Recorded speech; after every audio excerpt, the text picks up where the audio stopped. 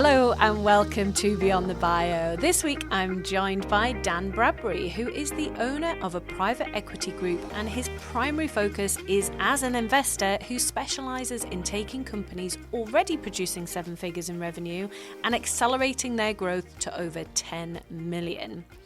Dan has over 15 years of business experience in a huge range of industries. He has founded, built and sold 2 companies for 7 figures and has invested in over a dozen other companies on top of the 5 businesses that he's purchased outright. His speciality is maximising the value of a business, whether that's simply to keep the business and reap the rewards or to exit the business for a big payout, as he has done on 7 different occasions so far. The reason why I wanted to get Dan on the show today is because he has brought out a couple of books and has had real success with his launch strategies for these books. So I wanted to bring him in to tell us all about it and give us some ideas around how we can make sure that our book launches go off with a bang. So let's get stuck in. Welcome to Beyond the Bio, Dan. I'm really excited to talk to you about your books and in particular how you launch those books. So you've got 2 books, right? So just tell us a little bit about your 2 books just for a bit of context. Yeah, so my 2 published books, there are a few of the previous incarnations, but the 2 that are on Amazon are Breeding Gazelles was the first, 2014, Fast Growth Strategies for Your Business. And the next was Turnover is Vanity, Profit is Sanity, 9.5 steps for improving profit and cash flow. And that came out in March 2020. And how did you publish those? Are they self-published? Tell me about that. Yeah, they're self-published. So I'd done 2 books before that were very, literally we took them to the printer, and we're shipping them out direct. And then these are, I suppose, technically books 3 and 4 that were self-published, but obviously listed on Amazon, etc., etc. So did a more formal book launch around these 2. The first 2 were more for clients only and people that were on my database anyway. Got it. Awesome. And did you have a specific launch strategy for each of those books? And was it the same for both of them, or did it vary? No, 2 different launch strategies because we learned and evolved. I mean, they were both well, but the Breeding Gazelles was, first of all, it was created with a ghostwriter that I never worked with before. I hadn't done that approach before. And when I was trying to create the content, I felt like I didn't really have a voice. And so the way that I chose to do that book, which was also for marketing purposes, is there are several interviews in that book. Some entrepreneurs, which you may know of. So Daniel Priestley is in that book. Ryan Dice of Digital Marketers is in that book. I forget now, it goes quite a long time ago. But a few people with profile and followings who I had a relationship with, and the transcripts of the interviews are in that book inside of other chapters or around other chapters. So it was kind of like content and then an interview to illustrate or demonstrate those particular points. And of course, what that meant was I already had credibility lent to me from being positioned alongside some of those people that were higher profile than I was.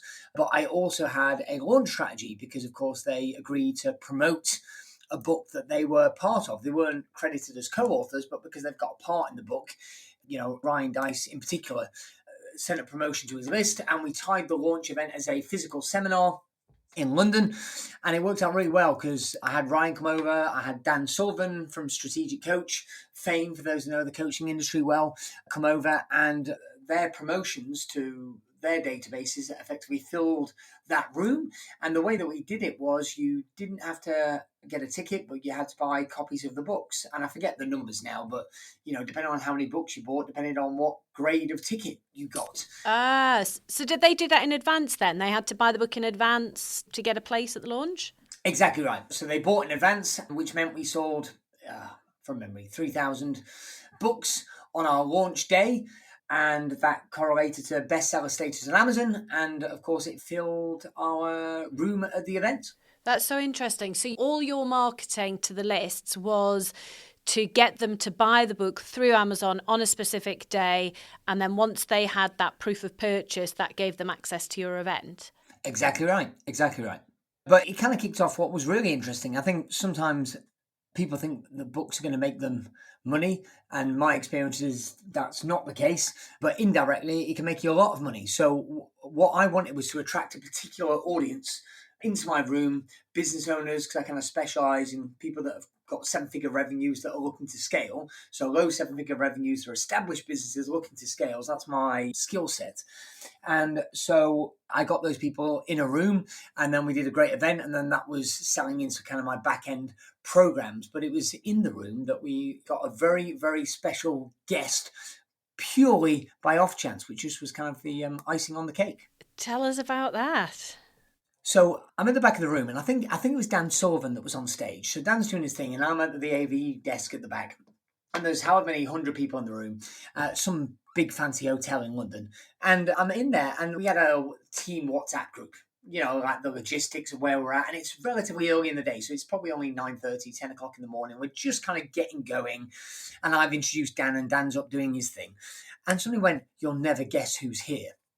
And they put a photo in the WhatsApp group of Richard Branson. And I thought they were joking. I went, "No, I don't believe you." And then they put another photo of their smiling face next to Richard Branson.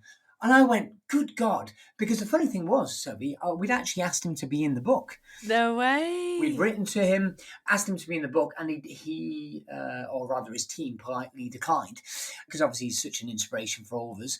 And so I did the only thing you can do is I abandoned my event, because, I was due to go on stage in a minute. I literally grabbed a copy and ran up to the breakfast room where he was sat at a table by himself.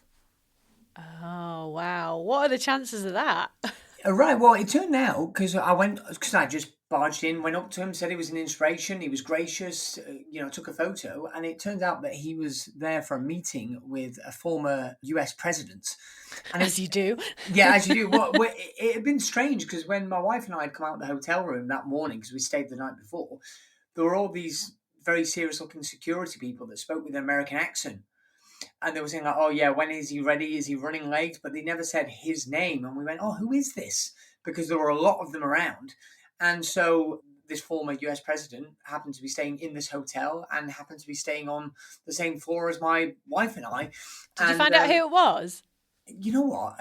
I did. And I don't want to get this wrong. I think it was, because I think he's passed away now. I think it was President Carter. Right. Yeah. So I didn't see him.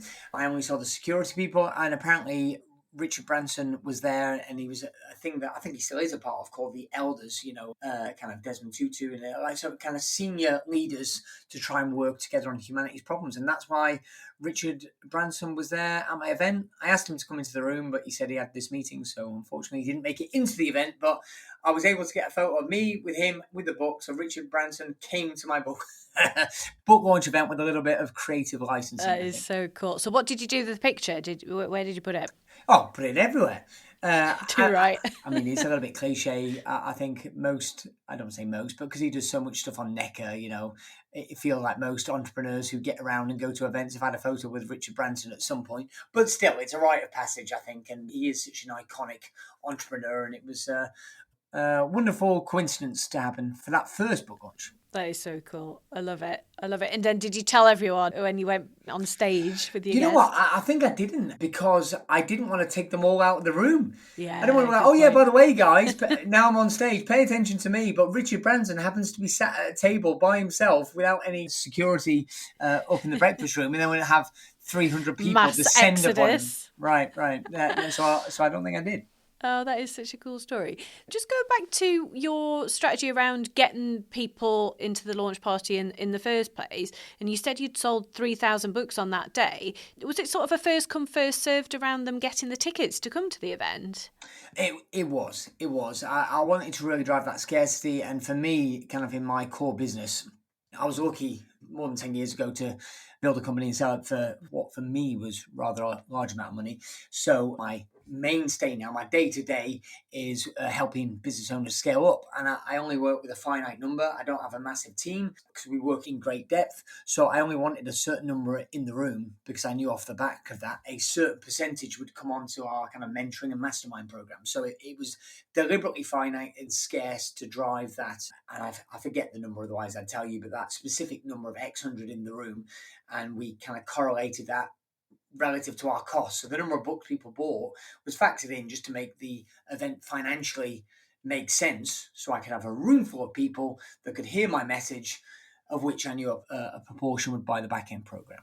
That makes sense. So what was the content of the launch party? How long did it last, and what sort of stuff did you do? Yeah, it was a one-day seminar, and it was a workshop version of the book. So in the book, there are half a dozen or so particular strategies, and we recapped on those strategies. And of course, they were, actually I've forgotten this, they were physically given the books at the event. So they purchased them, but it was pre-order because they weren't actually done, and it was very tight. I remember it was agonizingly tight of, oh my God, we're not going to have the books for the event. So we actually gave people the books physically at the event, so they were getting them when they were there, and so they hadn't gone through the content of the book yet. So it was teaching some of the basic premises from the book, coupled with kind of workshop type activities, so they could get a feel for it. That's really interesting. I'm thinking a lot about launch parties at the moment because my third book is due out, and it's really interesting to hear your stories and just think about how we do this, because I want to do it a bit differently, and actually I can see real value around doing that kind of content from the book type thing, because I've always thought, oh, the launch party, it's a celebration, and then it's working out whether we want people to buy the books, whether we give them away, and all these different things. So it's so interesting to hear how people are doing it in all the different ways. Yeah, I mean, it's interesting. I mean, maybe I'm just antisocial, but the party thing never really worked for me. I don't like it. I'm not particularly social. I'm a bit socially awkward. And I think for me, I went, who do I want to be there? Like, as in, what is the actual experience? And commercially, if I said I want people that I'm going to work with in depth, that are, the 7-figure business owner, I do B2C, but I do more B2B type work, kind of large transaction size kind of customers, and aggressive entrepreneurs that are trying to scale. And generally, I find that they're not social. They're the people that really, really hardcore committed learners. So for me, therefore, the conclusion was, well, I don't want to entertain people because I don't want to do, A, I don't want to do that, but B, they wouldn't either. So what do they want? Well, they want to learn. And to be in a room with, some other high profile entrepreneurs, both in the audience and on the stage, was the key for me. So that's why I feel for me that strategy works, but I suppose it would be different depending on who your avatar is and what your outcome is. Yeah, I think that's really interesting. So did you do any other activities around your launch, or was your key strategy to sell a load of books on the day that then provided the pipeline for your bigger event that then converted ultimately into sales? Yeah, that was it. It was one and done. I think I could have made it more complicated, but I also know my nature, and I just needed to double down and focus on one thing and doing it well. So it was very different in my second book launch, but for the first one, that was the key. Launch, workshop. Cool. So what was different about the second time round? Well, the second time round, I wrote the book, and then something rather inconvenient happened. I don't know if you remember, about March 2020. And so consequently, the whole world shut down. And the second book was more focused on profits and cash flow and risk mitigation. So as I kind of matured in my business career, and I kind of got into private equity and investing in other companies, those close to me say I'd got more risk averse or less entrepreneurial. I'd just say I was more sensible. I was less for the moonshots, and I was more for companies that, what has to happen to eliminate the brain damage and the hassle and the faff. And I was just getting older, and I just didn't want the bloody drama. I just wanted the damn thing to work. So the book is a little bit more serious, you could argue. So it timed perfectly. Ironically, we've been in lockdown. So the message and the theme of the book even said, chapter 2 or chapter 3 is all about, you need to really make your business bulletproof and protect against the inevitable firestorms and black swan events that happen. And this was written in 2019. It was somewhat spooky. If you really want to be conspiracy theorists, there's quotes from Bill Gates in there as well. So, or a quote from Bill Gates. But anyway, let's not mention that name. So consequently, it was entirely online. And I'm not going to pretend like I had a super clever strategy. I wanted far and wide kind of reach. And so the only really difference was we did buying books. And again, there was tiered bonuses. So if they bought one book, they got X. If they bought, 5 books, they got Y. If they bought 10 books, they got Z. And truthfully, I don't remember what X, Y, and Z was because we weren't able to do in-person events. Originally, I was going to do what we'd done on the previous one, but we just pivoted because, of course, the whole world was locked down. And at that time, if you remember, nobody really knew anything about how long it was going to last. So I did that, and then it was more about the marketing itself, Sophie. So what we did was we started, the marketing was to be 9 a.m. and it was all for a particular day's launch, and got the JV promotions, emails out, etc., marking out a database. But then I did something else by coincidence. Meant we got to bestseller status 2 hours before the launch happened. What? And so all the emails were set for like 9 a.m. Everything was teed up. But I woke up early that day quite excited, and I was already thinking about it, and I could think of a few people in my phone book. I'm reasonably well connected, and I know I've been lucky to get to know a few quite high profile people over time in business and various business dealings. I just was up at maybe 6, but by 7 a.m. I'm messaging a load of people saying, hey, it's a book launch today. I'd love your support. Could you go here and buy a copy of the book? And I'd love if you were kind enough to give a review or a testimonial or whatever. And I was really just praying. I was just, messaging because when you're excited, you want to tell people. Yeah. And then I got onto Amazon, like getting ready for seeing, with the outreach timer and all the rest of it. And I noticed that we were already there. And what had happened was, a friend of mine, a guy called Steve Bennett, who'd been top of the Sunday Times Fast Track 100 list. He's the only guy to top it 3 times, I believe, with 3 different businesses. He originally did jungle.com, and he's had several £100 million plus companies from scratch. And he'd got my message, but he's had numerous kind of TV channels. So he'd had Gems TV, so that they sell on TV. And that morning, he'd had a slot on TV. And so he got my text message just before he was about to go on. Perfect so he went onto Amazon, bought the book, and then when he was on his opening spiel about whatever, I don't know what he was selling that morning on TV, but he does slots on his own channel, or he sold it now, but on his channel back then, and he plugged the book. So we got some book sales via television as a medium. That is so cool. I love that. I love that. Yeah, I can pretend I'm really it was really sophisticated, but I think there's just an awful lot of luck. So you've had a bit of luck with both of your launches then, haven't you? With Richard Branson and then this TV opportunity. So when you were getting in touch with people to say, hey, I'd love your support, were you giving them any assets to do that? Or was it literally just sending them a message and then they kind of interpret that and choose to run with it? The latter. It was really simple. So, I mean, my reassurance, possibly, if it's helpful for somebody listening to this, is don't overcomplicate it. I think so. I'm in favour. I mean, clearly, you can have an argument for create a load of assets, give people the assets, make it easy for them to do. Clearly, that's going to be helpful. But it's not helpful if that causes you to get panicked or you don't actually move because you're trying to create all these assets. I literally went, hey, I knew these people well enough to go, hey, I've written this book. Here's the link. Launching today. We really appreciate your support. Okay. That was the grand total of it. Love it. Absolutely love it. That's so cool. So if someone listening has got their first book coming out and they've never done anything like this before and they're thinking, I need to do a launch, what key piece of advice would you give them around how to have a successful launch? I think the key for me, I mean, there's lots of great advice and maybe not book launch specific, but on your podcast, Sophie, but human beings are human beings. And so if you think of those 2 stories, what they have in common is a deadline, a date. And so if you can create a date, a justification for doing stuff now, because we're so bombarded, I don't know about you, but I'm bombarded constantly by 1,000 things. And just that little nudge to get them over the edge, because the book might be your world, but it's not the potential buyer's world. Like, even if it's aligned for who they are and it's aimed at them. So you've got to give them a reason. Give them a reason. Give them a deal. Give them an offer, a reason to act now on a particular day, and then be relentless and be omnipresent across different platforms about that. I had a friend who, after about 20 years, has finally published a book, and it's gone to bestseller status, again, via alignment with another super credible author. But it's from that. It's omnipresent, but it's related to a date and a deadline and gives people a reason to act now. Nice. I like it. Very good. That's been super useful, Dan, even for me thinking about my next book launch and thinking about a few things that I would like to do myself.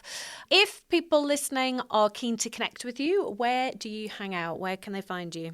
Yep, thank you. You can find me at danbradbury.com, and there's links. Obviously, the books are on Amazon, and there's the Dan Bradbury podcast. Awesome. And we'll pop links to all of those areas that you've just mentioned there in the show notes to make it super easy for people to do so. Thank you very much, Dan. Thanks, Sophie. Thank you for listening. If you're serious about growing your profile, take our free profile assessment quiz to see where you're at right now and get hints and tips on how to improve your score. You'll find the link to the quiz in the show notes. If you've enjoyed the episode, it would be mint if you'd subscribe, like, and leave a review. See you next Monday.